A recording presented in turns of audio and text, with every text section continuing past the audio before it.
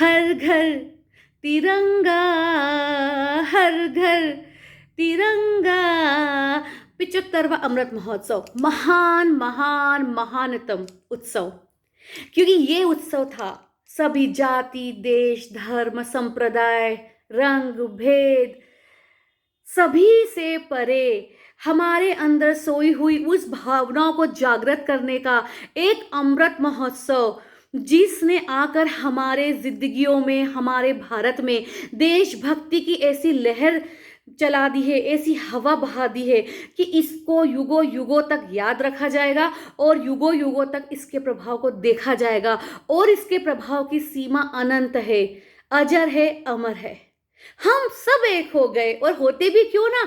आखिर हम जब जिस धर्म, देश, जाति, संप्रदाय, प्रदेश, रंग की बात करते हैं, आखिर उसे पालता कौन है, पल्लवित कौन करता है?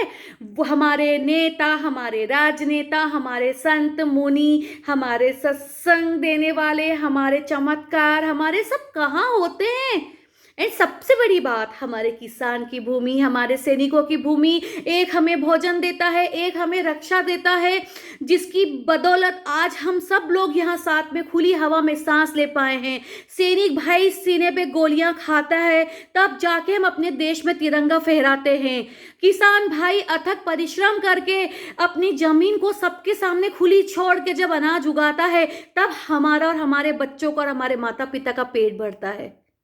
ये ऊर्जा के स्रोत हैं। भारत माँ का तिरंगा ये स्रोत है ऊर्जा का, एक ऐसी सकारात्मक ऊर्जा का जो देशभक्ति का रंग है। देशभक्ति का जो रंग होता है, ये एक ऊर्जा का नाम है, एक सतत बहने वाली ऊर्जा का नाम है, जिसने हम सबको मिलाकर एक कर दिया, हमें ये समझा दिया और हमारे मन के अंदर से ये बात उजागर कर दी कि हम सब अपने देश के हैं, हम सब अपने देश के बच्चे हैं। और हमारे अंदर वो भावनाएं हैं जो दबी हुई थी, जो 7 तालों के अंदर दबी हुई थी, जिसे खोला गया, सामने लाया गया और दिल खोल के हमने भी जय जयकारा कर लिया हमारे देश के लिए।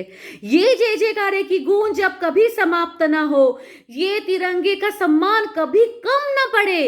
इसीलिए सम्मान पूर्वक इस भावना को आगे बढ़ाते चलिए, आगे बढ़ाते चलिए और आगे बढ़ाते चलिए। और मैं आपको एक बात बताती हूँ, अगर आपको जिंदगी में कभी महसूस हो कि मुझे कभी ऊर्जा की कमी लग रही है, मुझे परेशानी हो रही है, मेरी जिंदगी में कुछ बातों की कमी है और मैं उससे बहुत दुखी हूँ, मेरी जिंदगी में दुख है, और ऐसा जब कभी कुछ लगने लगे, कुछ मत कीजिए, 10 गाने देशभक्ति के सुन लीजिए, एक मूवी, एक पिक्चर देशभक्ति की देख लीजिए और पढ़ लीजिए हमारे देशभक्त लोगों की जीवनियाँ, उनकी कहानियाँ, उनकी वास्तविकताएं आप देख लीजिएगा। आप दुख छोड़कर उठ खड़े होंगे, आगे चल पड़ेंगे, क्योंकि तब आपके लिए स्वयं आप नहीं, देश सर्वोपरि होगा।